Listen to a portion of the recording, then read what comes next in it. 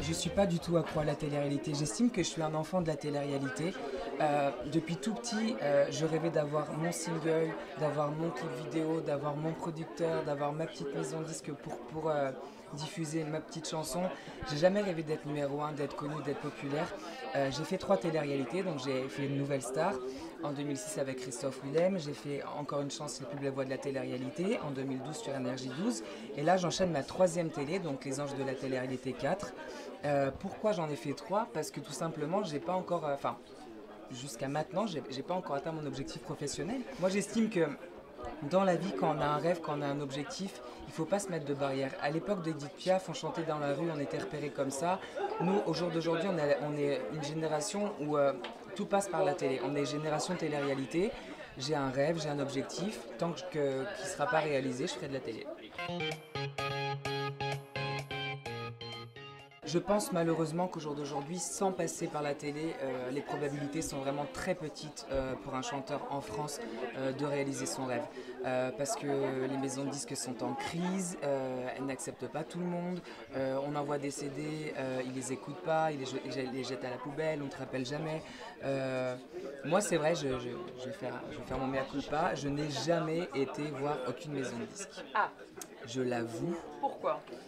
Parce que j'ai opté pour l'option télé-réalité, parce que quand on fait de la télé, on touche le cœur des gens directement, on leur apporte un message, il y a un partage, il y a une émotion, les gens t'aiment pas, mais c'est le public qui décide. C'est pas une maison de disques. Alors à Nouvelle Star, vous étiez dans la même saison également que Cindy. Oui, mon ex, ouais. Votre ex? Ouais. Ah, vous êtes... Je suis bi. Et vous avez encore des contacts avec elle? Oui, alors j'ai toujours gardé contact avec Cindy. Avec qui je suis sortie à la Nouvelle Star, ma première télé-réalité.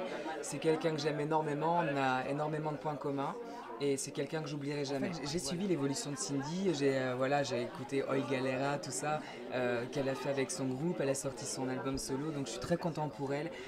Pour moi c'est une fille qui mérite, c'est une fille humble, c'est une fille jolie, c'est une fille qui est bourrée de talent, qui a une voix hors norme. C'est quelqu'un qui a marqué ma vie et que j'oublierai jamais. Ça reste l'une des femmes de ma vie.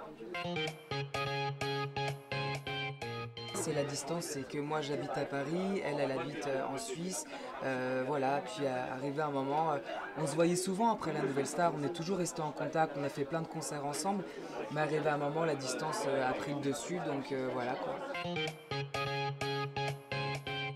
Je suis vraiment pas à plaindre, j'ai eu énormément de chance, je me suis battue, c'est pas tombé du ciel, mais je suis pas à plaindre.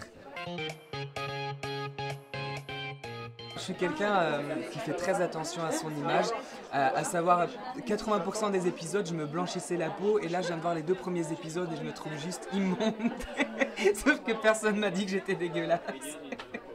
Donc je suis très triste mais c'est pas grave. Entre temps j'ai bronzé, j'ai changé de look, je me suis fait une coupe à la Elvis Presley, mais je fais partie du peu de personnes qui a jamais pris le petit déj démaquillé. Donc voilà, donc moi j'attendais que tout le monde se lève. Dès que je voyais la lumière sur moi, je me cachais avec la couette, j'allais vite me maquiller et puis après je débarquais dans la cuisine le matin. Salut, bonjour tout le monde, comment ça se fait que vous avez une mauvaise tête? Moi je me lève tout beau moi, c'est bizarre hein. C'est vrai que professionnellement parlant, je suis ravi d'avoir fait cette émission. Humainement parlant, c'était très dur pour moi parce que à un moment donné, c'était pas facile pour Marie. Elle avait beaucoup de personnes à dos et j'ai dû faire un choix. Il y avait tout le groupe où il y avait Marie et moi je supporte pas les injustices. Du coup j'ai pris le parti de Marie et je me suis un petit peu foutu tout le monde à dos. Mais j'assume, elle en avait besoin, elle était toute seule, ça n'a pas été facile pour elle. J'étais là pour la soutenir, pour lui remonter le moral, pour essayer de faire en sorte qu'elle tienne le coup. Je lui ai donné toutes mes ondes. Je pense que j'ai passé plus de temps, mis à part le côté professionnel, j'ai passé plus de temps à remonter le moral à Marie qu'autre chose, mais je regrette pas.